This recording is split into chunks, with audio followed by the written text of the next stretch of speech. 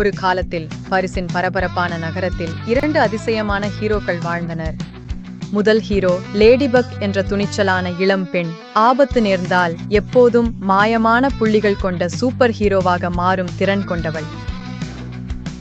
அவளது கூட்டாளி கேட் நோயர் என அழைக்கப்படும் அழகும் சுவையும் கொண்ட இளம் பையன் தனது கவர்ச்சி மற்றும் சுறுசுறுப்புக்காக பிரபலமான ஒரு மென்மையான பூனை போன்ற ஹீரோவாக மாறுவான். லேடிபக் ஒரு உயிரோட்டமான, உற்சாகமும் தீர்மானமும் நிறைந்த நபராக இருந்தாள். நீங்கள் போதுமான முயற்சி எடுத்தால் ஒவ்வொரு பிரச்சனைக்கும் ஒரு தீர்வு இருக்கிறது என்று அவள் நம்பினாள்.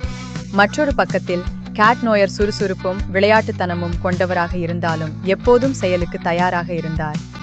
அவரது விரைவு சிந்தனை பலமுறை நாளை காப்பாற்றியது, குறிப்பாக லேடிபக்கின் திட்டங்கள் தவறும்போது. அவர்கள் எதிரி ஹாக்மோத் என்ற தீய நோக்கங்களுடன் கூடிய இருண்ட நிழல் போன்ற ஒரு மனிதர். அவர் சாதாரண குடிமக்களை அவர்களது எதிர்மறை உணர்வுகளை பயன்படுத்தி வில்லன்களாக மாற்றக்கூடியவர். ஹாக்மோத்தின் தீய திட்டங்களால் ஏற்படும் எந்தவொரு பேரழிவையும் தடுக்க லேடிபக் மற்றும் கேட் நோயர் எப்போதும் விழிப்புடன் இருக்க வேண்டியது அவசியம்.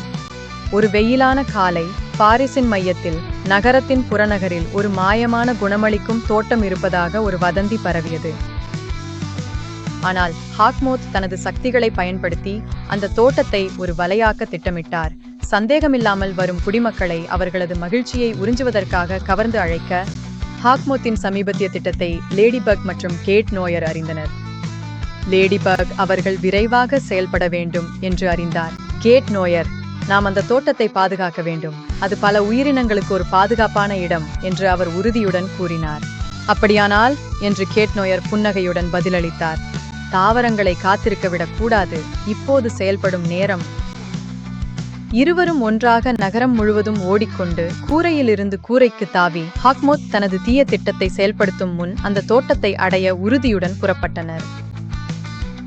அவர்கள் வந்தவுடன் ஒரு காலத்தில் உயிருடன் இருந்த தோட்டம் ஹாக்மோத்தின் இருண்ட சக்தி நுழைந்ததால் மங்கலாகி வருவதை கவனித்தனர். லேடிபக் தனது மாய யோயோவை பயன்படுத்தி ஹாக்மோத்தின் நிழல்களை சிக்க வைத்தார். கேட் நோயர் தனது நம்பகமான காடக்லிசம் சக்தியை பயன்படுத்தி பூக்கள் மற்றும் விலங்குகளை அச்சுறுத்தும் இருண்ட சக்தியை அழித்தார். இருவரும் ஓயாமல் உழைத்தனர். ஒவ்வொரு நகர்வும் மற்றொன்றை சிறப்பாக எசர்க்க இருளின் எல்லா சுவடுகளும் மறைந்து போனது. தோட்டம் புத்துணர்ச்சி பெற்ற சக்தியுடன் மலர்ந்தது. சூரியன் மறையும் போது லேடிபக் கேட் நோயரை நோக்கி, மற்றொரு நாள் மற்றொரு வெற்றி என்று கூறினார். கண் இமைப்புடன் கேட் நோயர் பதிலளித்தார், நாம் சேர்ந்து செயல்படும் போது நம்மால் செய்ய முடியாதது எதுவும் இல்லை. அவ்வாறு லேடிபக் மற்றும் கேட் நோயர் தங்கள் துணிச்சலான சாகசங்களை தொடர்ந்தனர். நகரத்தை பாதுகாப்பதோடு நட்பு மற்றும் தைரியத்திற்கு தங்கள் இதயங்களில் இடம் வைத்திருந்தனர். ஒவ்வொரு சவாலிலும் அவர்களது பிணைப்பு வலுவடைந்தது.